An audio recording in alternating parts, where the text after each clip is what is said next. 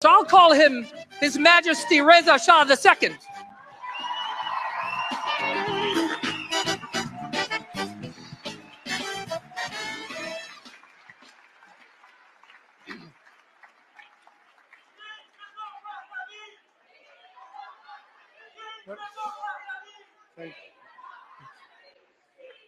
Your Excellencies, distinguished guests, ladies and gentlemen, good afternoon. I would like to begin by thanking Dr. Adelson, Mr. Carr, and their team for convening such an important conference at such an important time. Today, we are on the precipice of history, not only for our nations and our people, but for civilization. We find ourselves on this precipice in the middle of a fortnight that is crudely illustrative of exactly what is at stake.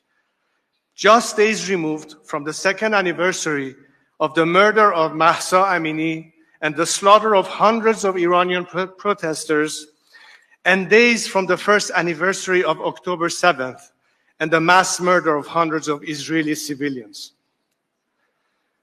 These crimes, these violations of basic dignity, these insults to humanity happened hundreds of miles away from one another. The victims were from different nations, shared different faiths, and spoke different languages. Different men pulled the triggers, wielded the clubs, and plunged the knives. But the culprit in each was the Islamic Republic, and the man at its bloody helm, Ayatollah Ali Khamenei. These two terrible anniversaries in between which we find ourselves, however, are not standalone events. In the 1980s, the Islamic Republic and its proxies murdered Lebanese Jewish leader Isaac Sasson, bombed the US Embassy and Marine barracks in Beirut, and mass executed Iranians, military officers, statesmen, and Jewish leaders like Habib Elghanian. In the 1990s, the Islamic Republic and its proxies bombed the Amia Jewish Center in Buenos Aires, killing dozens of civilians, bombed the Khobar Towers in Saudi Arabia, murdered former Prime Minister Shapur Bakhtiar, and killed dozens of dissident writers in a series of chain murders across Iran and abroad. In the first decade of the millennium, the Islamic Republic and its proxies rained missiles down on Israel, launched a global campaign of Holocaust denial, murdered American soldiers, and rained bullets on Iranian freedom fighters like Neda Agha Sultan in the Green Movement. In the 2010s, the Islamic Republic and its proxies attempted to bomb Israeli embassies in Georgia, India, and Thailand, announced their intentions to assassinate President Donald Trump, and slaughtered more than 1,500 peaceful protesters fighting for Iran's liberation. To this day, the Islamic Republic and its proxies fire missiles at Israeli civilians and American soldiers and fire buckshots into the eyes of Iranian protesters. They bomb Israeli playgrounds, poison the minds of American students, and poison Iranian schoolhouses. They target your synagogues, and they raid our house churches. Yet, in the face of this, we have witnessed a remarkable solidarity between Iranian, American, and Israeli people.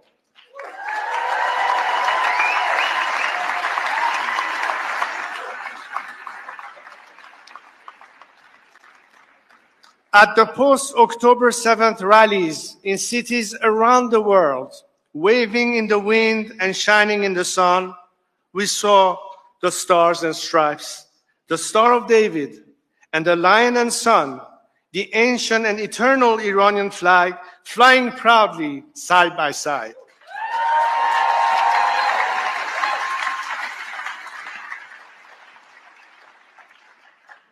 The Iranian people stand with Israeli and Americans because before the Islamic Republic came for you, it came for us.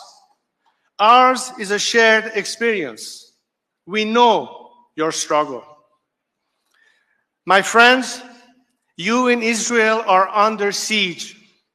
War is being waged on you from the south, from the north, from the east, and from a propaganda war in the west.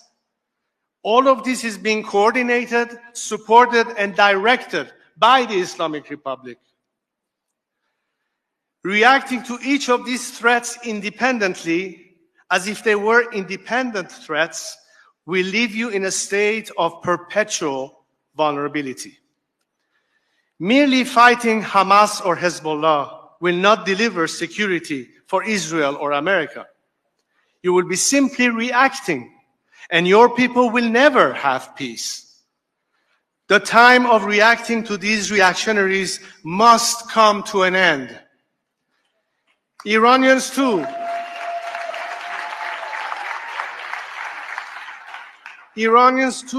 tried to deal with this regime. They tried to reform it. It was under these reformists that the most brutal massacres of my compatriots took place. So trust us when we say no deal can be made with such a regime and no accommodation with its proxies.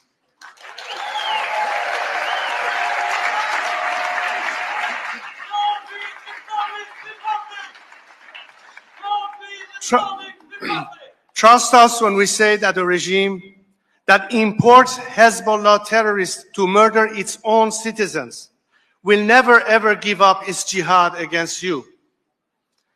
Rising anti-Semitism is taking enough lives on its own.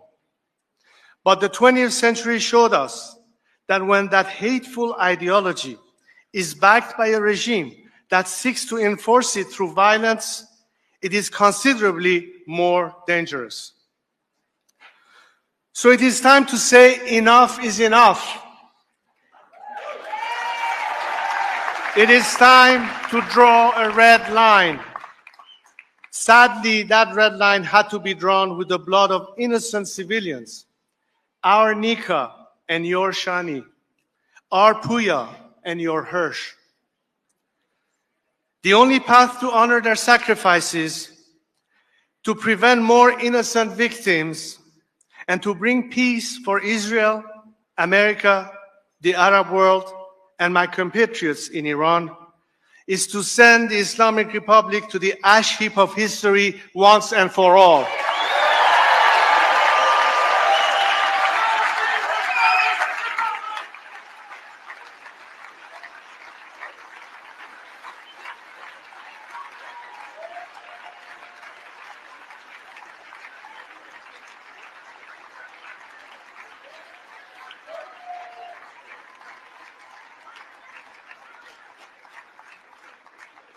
But how? My friends, in the past year, Iranians and Israelis have stood in solidarity. But solidarity is no longer sufficient. Now it is time to do more than stand side by side. It is time to act hand in hand. As we stand on this precipice together, the question I put before you today is simple. Are you ready to do more than stand together? Are you ready to act together? The people of Iran have made their stance clear. They are fighting against this regime every day, and they are doing it with no support from the outside world. They have sent me here with a message.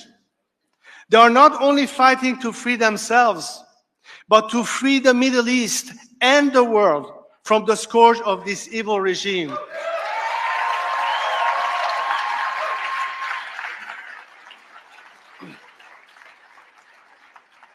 as they fight this fight against the Islamic Republic for all of us. Do not leave them to fight alone.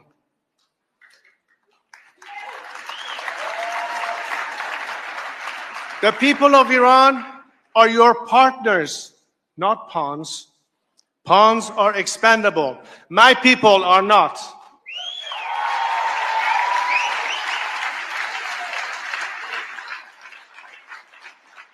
What we need in this partnership is beyond photo ops, rallies, and social media posts. What we need is a collaborative, coordinated campaign. We need to reinstate maximum pressure on the Islamic Republic. We need to offer maximum support to the people of Iran. And we need to facilitate maximum defections from the regime so that we can peacefully transition from this criminal dictatorship to the secular democracy the Iranian people are fighting for.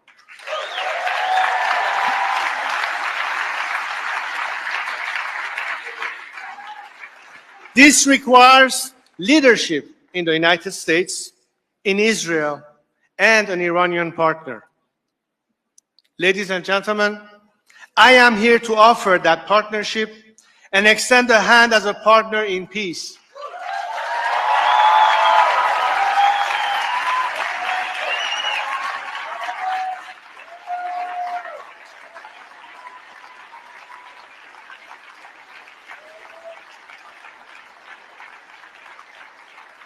It is through this partnership, thank you.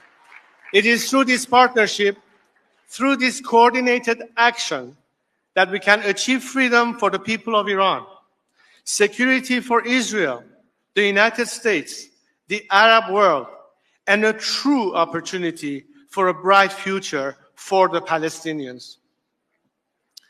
If we fail to act and the Islamic Republic remains in power, none of that would be possible. But if we work together, we can secure prosperity and dignity for our people and stability and security for our world and expand from the Abraham Accords to the Cyrus Accords.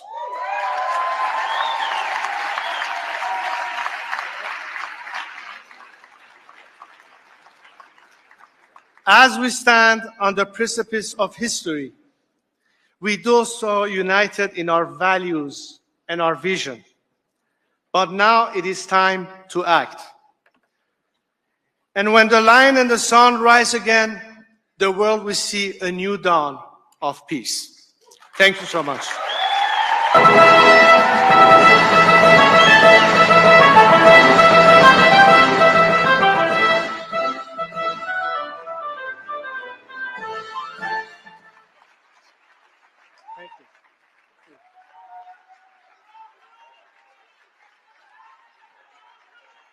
Please welcome entrepreneur, content creator, TV host, and activist, Ashley Waxman Bakshi.